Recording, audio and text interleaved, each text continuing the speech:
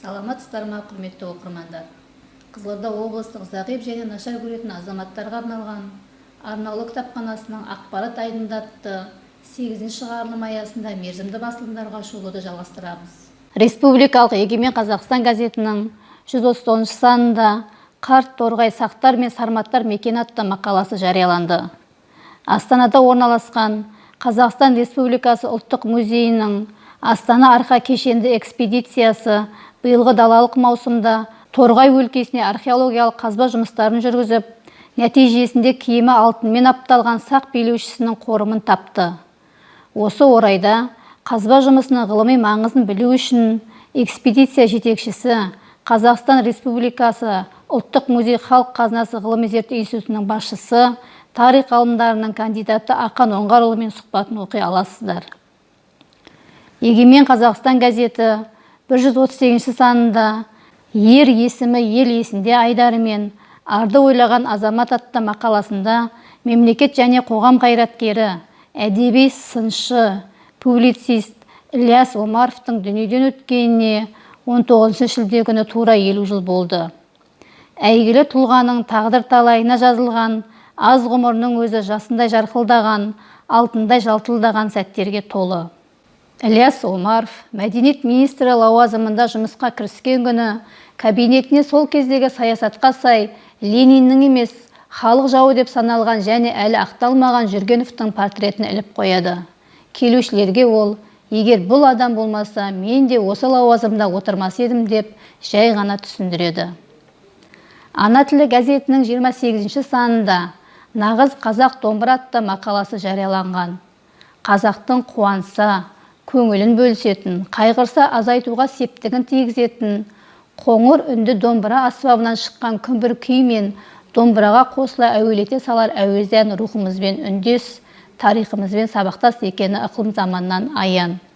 Кезінде классик ақынымыз Қадыр Мырза әлі нағыз қазақ қазақ емес, нағыз қазақ домбыра деп жырлағандай, домбыра қазақтың қаны, қазақтың жаны. Домбырасыз ән қайда, домбырасы сән қайда деп балалар әнге қосқандай, домбыра халқымызбен біте қайнасқан құдірет, домбыраны қазақтан бөліп ала алмайтындай ерекше қасиетті аспап. Жергілікті басылым Сыр бойы газетінің 109-ші санында Қалжан Ахон мінгізген атты мақаласында Қалжан Ахон бір жылдары ауылдастарына өкпелеп Үргеніш жаққа көшіп кетеді. 2-3 жылдай артынан іздеп барғандарға қайта қоймапты. Орталарынан дін басшылары кетіп қалғанға сасқан ауылдастары осы жайды елдің игі жақсылары бас қосқан бір жиында сөз етіп, оны ертіп келетін адам табылар ма екен деген ой тастайды. Сонда жасына қарамай аяқ жақта отырған Аташал Тамас ауданының Оспаны мен әкелемін депті. Сонда үлкендер жағы бір-бірін сабырға шақырып Оспанға оң батасын беріпті. Ол түйеге азық түлігін мол етіп артып алып, жанына 8 жастағы баласы Құспанды ертіп жолға шығады. Апта жүріп аптығып барған Оспанды Қалжан Ахон құшақ жайып қарсы алып, зор құрмет көрсетеді. Ахонның үйінде өз сапарының мақсатын айтпай Оспан 3 ай жатыпты. Ахон да одан жөн сұрамай балаларын оқытып жүре беріпті. Бір күні таңғы намазда тұра бергенде Оспан жылаған баласына: «Айналайын, ауылда сағындың ба? Онда қайтамыз» деп жұбатқан болып жата беріпті. Ғұлама Ахон бұл жағдайды көңіліне түйіп қалған екен. Азанғы шайға отырғанда сөз бастапты. «Оспан шырағым, ауылдан кеше шыққан бала елін сағынғанда, елден шыққаныма 2 жыл болған маған не дауа? Қайтсақ бірге қайтайық. Ертең базардан балаңа бір тай алып берейін. Сосын сәрсенбінің сәтіне елге бет түзейік» деген екен. Осылайша Қалжан Ахон Сыр бойына қайта оралыпты. Республикалық ақпараттық танымдық басылым Тіл сақшысы газетінің 13-ші санында Бауыржанды Жамбылдың сынау атты мақаласы жарияланған.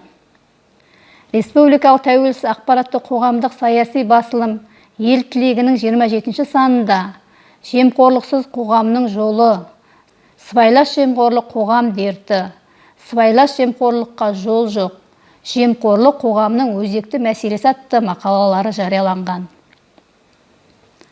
Айқын газетінің 104 санында латын әліпбиі лайық болсын десек атты мақаласында Мәдениет және спорт министрі Ақтоты Райымқұлова бүгінде Қазақстанда әліпбиді жетілдіру жұмыстары қорытынды кезеңіне келіп жеткенін жария етті. Ғалымдардың пікірінше, финалға тағы 3 түрлі нұсқа шыққан көрінеді.